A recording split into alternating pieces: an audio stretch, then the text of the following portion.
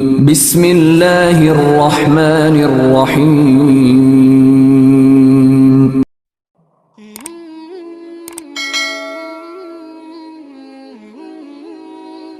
السلام علیکم، welcome to my channel نبی کا امتی۔ کیسے ہیں آپ سب؟ امید ہے کہ آپ سب خیر و عافیت سے ہوں گے اور آپ کی دعاؤں سے الحمدللہ میں بالکل ٹھیک ہوں۔ ویڈیو کا آغاز کرنے سے پہلے درود پاک پڑھ لیں۔ وظیفے کے آغاز سے پہلے دعا کر لیتے ہیں، کیا پتہ کس کی آمین سے ہم سب کا بیڑا پار ہو جائے۔ اللہم صلی علی محمد وعلی آل محمد کما صلیت علی ابراہیم وعلی آل ابراہیم انک حمید مجید۔ اللہم بارک علی محمد وعلی آل محمد کما بارکت علی ابراہیم وعلی آل ابراہیم انک حمید مجید۔ یا ربنا یا ربنا یا ربنا یا ارحم الراحمین یا ارحم الراحمین یا ارحم الراحمین، یا اللہ یا رحمان یا رحیم۔ اے ہماری مالک و مولا، ہمارے اور ہمارے والدین اور تمام امت مسلمہ کی مغفرت فرما۔ یا رب العالمین، ہمارے کاروبار میں، رزق میں، ایمان میں برکتیں عطا فرما۔ اے ہمارے مالک و مولا، ہمارے گھر بار، جان و مال، اولاد، عزت آبرو کی حفاظت فرما۔ مولا، جتنے بھی دوست احباب مجھے سن رہے ہیں، ان کے جو بھی مسائل ہیں، پریشانیاں ہیں، دکھ ہیں، غم ہیں، مولا دور فرما دے۔ بیماریاں، قرض داریاں دور فرما دے۔ مولا، ان کی جو بھی دلی جائز مرادیں ہیں پوری فرما۔ اے مالک و مولا، جس نے بھی مجھے دعا کے لیے کہا، میرے مالک تو سب کے دلوں کے احوال ہم سے بہتر جانتا ہے۔ یا اللہ، ان کے جو بھی مسائل ہیں، ان کی جو بھی مرادیں ہیں، یا اللہ پوری فرما۔ یا اللہ، جو تجھ سے مانگا اور جو نہ مانگ سکے، یا اللہ ہمارے اور ہمارے سننے والوں کے حق میں جو بہتر ہے، یا اللہ عطا فرما دے۔ یا اللہ، جو بھی اپنے بیٹوں اور بیٹیوں کی شادیوں کے لیے پریشان ہے، یا اللہ ان کے اچھے رشتے عطا فرما۔ یا اللہ ان کی یہ پریشانیاں دور فرما۔ یا اللہ بیماروں کو تندرستی عطا فرما، انہیں شفائے کلی عطا فرما۔ یا اللہ بے گھروں کو گھر عطا فرما، بے روزگاروں کو روزگار عطا فرما۔ یا اللہ سب کے دلوں کی نیک جائز خواہشات کو پورا فرما دے۔ یا اللہ ہمیں 5 وقت کا نمازی بنا، قرآن پاک پڑھنے کی توفیق عطا فرما، صراط مستقیم پر چلا۔ یا اللہ اپنا عبادت گزار بنا۔ یا اللہ برے کاموں سے بچا، نیک راستے پر چلنے کی توفیق عطا فرما۔ یا اللہ ہم سب کو مرتی دفعہ کلمہ نصیب ہو، لا الہ الا اللہ محمد رسول اللہ۔ آمین یا رب العالمین۔ اس دنیا میں وہ شخص بہت ہی خوش نصیب ہوگا جس کا کوئی دشمن نہیں ہوگا، یا جس سے کوئی حسد کرنے والا نہیں ہوگا، جس کا کوئی ناپوشیدہ دشمن ہوگا، نہ ہی کوئی ظاہری دشمن ہوگا۔ تو ایسا انسان تو خوش نصیب کہلایا جائے گا جس کا کوئی بھی دشمن نہ ہو۔ مگر اکثر لوگوں کی یہ شکایت ہوتی ہے کہ ہمارا فلاں بندہ ہمارا دشمن ہے، فلاں دشمن ہے، فلاں بندہ ہم سے حسد کرتا ہے، اور یہ باتیں حقیقت بھی ہیں۔ یہ ہم ان چیزوں کو جھٹلا نہیں سکتے، کیونکہ یہ چیزیں حقیقت ہیں۔ نظر بد، حسد اور یہ چیزیں جو ہیں بہت ہی زیادہ کہہ لے کہ ایک انسان کو برباد کر دیتی ہیں، گھر کے گھر تباہ کر دیتی ہیں۔ نظر اور حسد ایسی بری چیز ہے جو خوشحال گھر کو بھی بالکل برباد کر کے رکھ دیتی ہے۔ اللہ پاک ہمیں ایسے حاسدین سے بچائے، ایسے بد نظروں سے بچائے۔ تو کافی سارے لوگوں کی یہ شکایات ہیں، یا کہہ لیں ان کا یہ بہت بڑا مسئلہ ہے، اور کچھ لوگ تو ایسے ہیں جنہیں یہ بھی نہیں پتا کہ ان کا دشمن ہے کون، کہ رشتہ داروں میں ہے، یا ان کے دوست احباب میں ہے، یا کوئی بھی ایسا ان کا دشمن ہے جو ظاہر نہیں ہو رہا، لیکن ان کو پریشانیاں اور تکلیفوں کا سامنا کرنا پڑتا ہے۔ اور وہ دشمن ہونا یہ چیز نہیں ہے کہ کوئی سامنے آ کر آپ سے یہ کہہ دے کہ ہاں میں آپ کا دشمن ہوں، یا میں آپ کا برا چاہتا ہوں۔ آج کل کے دور میں جو ایک بہت ہی عام چیز جو چل رہی ہے وہ یہ جادو ہے، جس کے ذریعے انسان دوسرے لوگوں کو اس قدر نقصان پہنچاتا ہے کہ ان کے گھر تباہ ہو جاتے ہیں، یہاں تک کہ لوگ اپنی زندگیوں سے ہاتھ دھو بیٹھتے ہیں۔ یہ اتنا برا عمل وہ کرتے ہیں، یا یہ جو ایک چلا آ رہا ہے اب ہر جگہ یہی مسئلے ہیں۔ لوگ جنات کے ذریعے نقصان پہنچاتے ہیں، کالے جادو کے ذریعے پہنچاتے ہیں۔ اللہ پاک ایسے لوگوں سے ہمیں بچائے اور انہیں ہدایت دے کہ یہ برا کام وہ چھوڑ دیں۔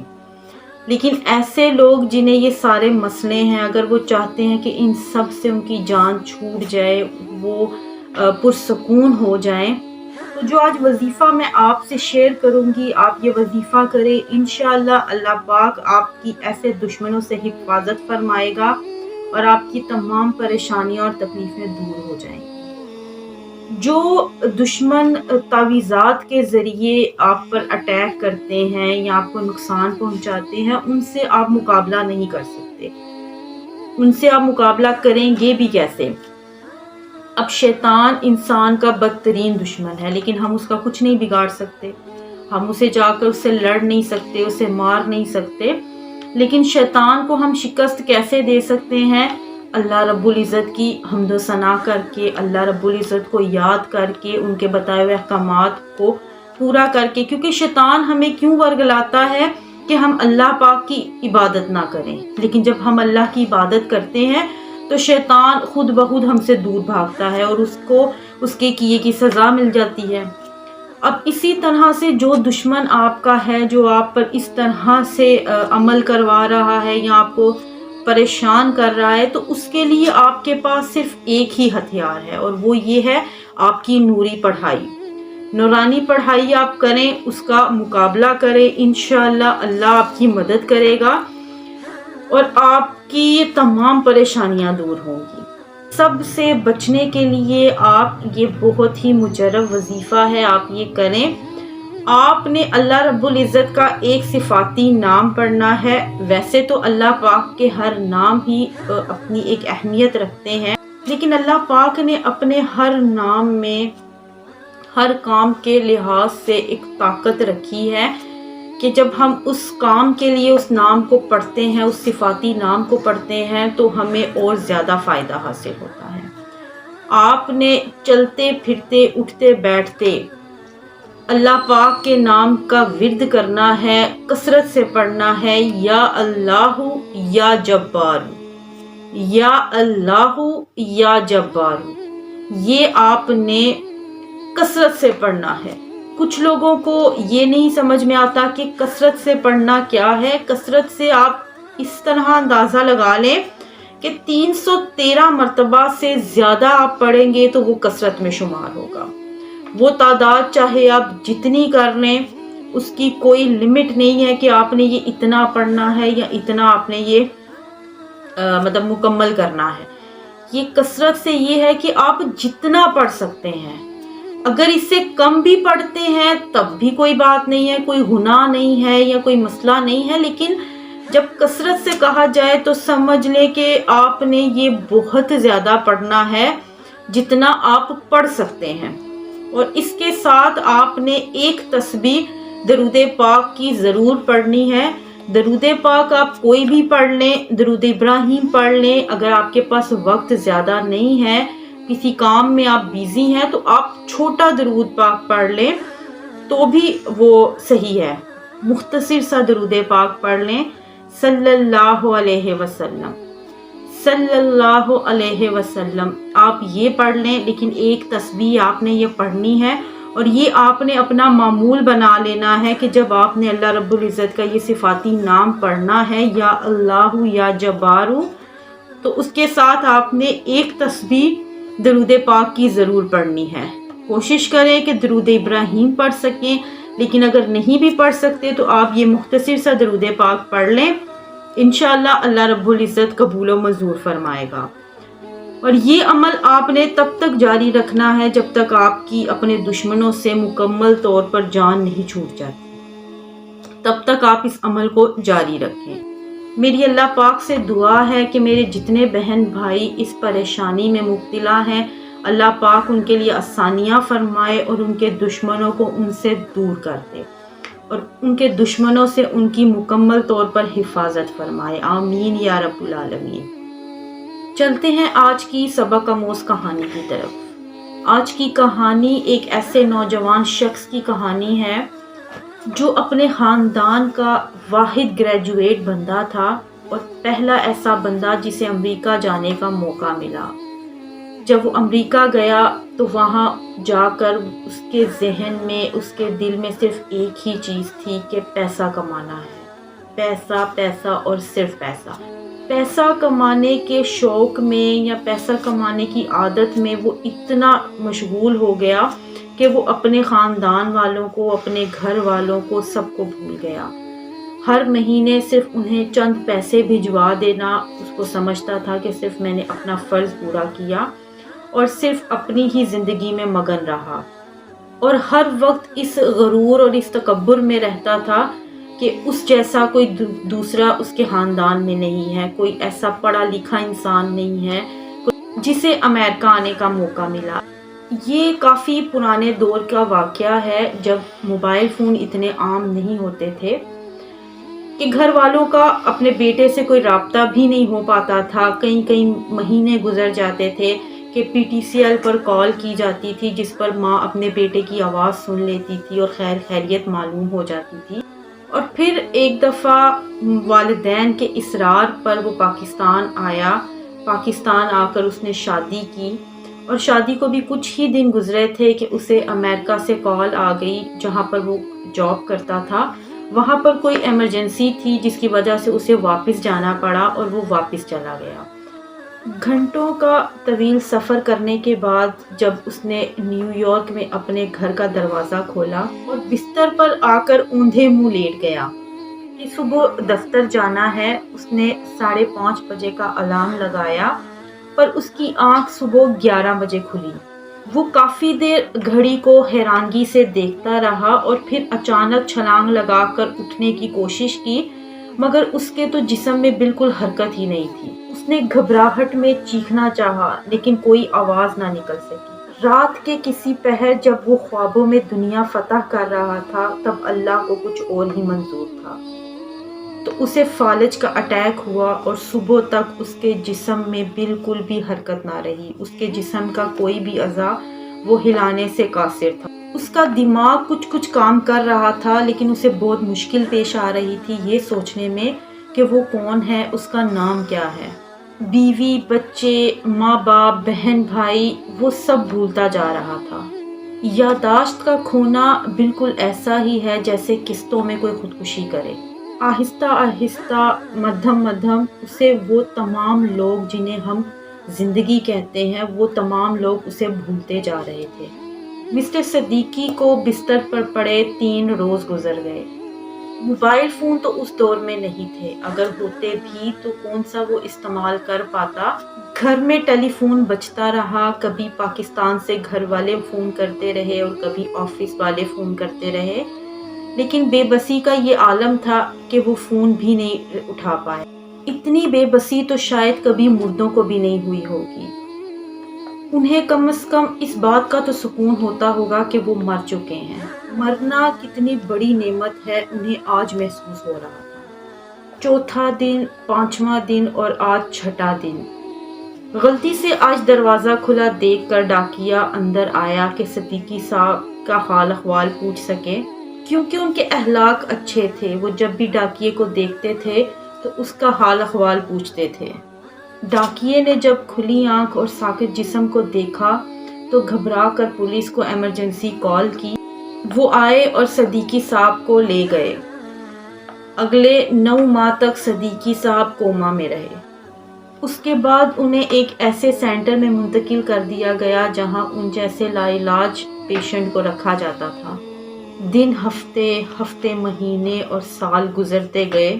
بیوی نے سمجھا کہ کسی اور کے ساتھ گھر بسا لیا ہے۔ بہن بھائی، ماں باپ نے سمجھا کہ پیسے کی ہوس نے شاید رشتہ داروں سے منہ موڑنے پر مجبور کر دیا ہے۔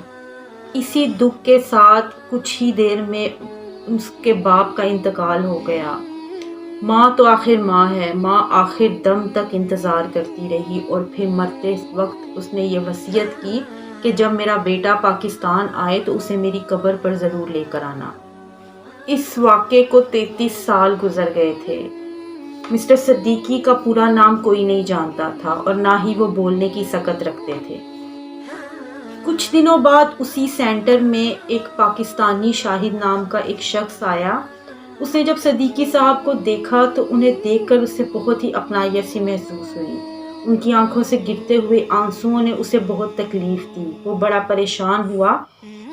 اس نے ڈاکٹر سے مسٹر صدیقی کی ساری ہسٹری جاننے کی کوشش کی تو اسے پتہ چلا کہ وہ اپنی فیملی کو بالکل بھول چکے ہیں۔ وہ نہیں جانتے وہ کون ہیں، کہاں سے آئے ہیں یا ان کی فیملی کہاں ہے، اور وہ اتنے سالوں سے اسی سینٹر میں ہیں۔ تو شاہد نے سوچا کہ کیوں نہ میں ان کے گھر والوں کا پتہ چلانے کی کوشش کروں، شاید بچھڑوں کو ملا سکوں۔ 6 ماہ کے اندر ہی شاہد نے صدیقی صاحب کے گھر والوں کا سارا پتہ چلا لیا۔ اسے پتہ چل گیا کہ وہ ایک پاکستانی فیملی سے بلونگ کرتے ہیں اور وہ صدیقی صاحب کو لے کر پاکستان آیا۔ لیکن جب وہ پاکستان پہنچا تو انہیں پتہ چلا کہ سب کچھ ختم ہو چکا ہے۔ ماں باپ جو ہیں وہ اس کی یاد میں، اس کے آنے کی آس میں ہی دنیا سے جا چکے ہیں۔ یہ سن کر صدیقی صاحب کے لیے ایک اور بڑا صدمہ تھا۔ وہ کچھ بول تو نہیں سکتے تھے لیکن صرف آنکھوں سے ہی ان کی تکلیف کا اندازہ لگایا جا سکتا تھا۔